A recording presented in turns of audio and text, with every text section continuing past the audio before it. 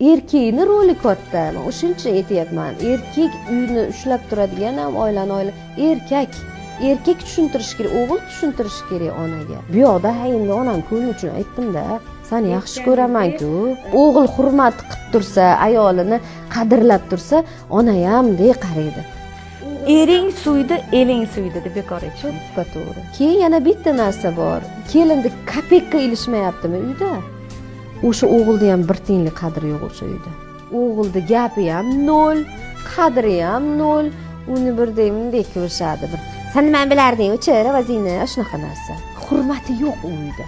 O'g'ilda qandaydir, o'g'lim keldi, o'g'il bunday zo'r bo'lib, bunday bir erkakligini ko'rsatib qo'yib, bir onaga ham o'g'il bo'lib, o'rni bo'ladi, gapi gap bo'ladi.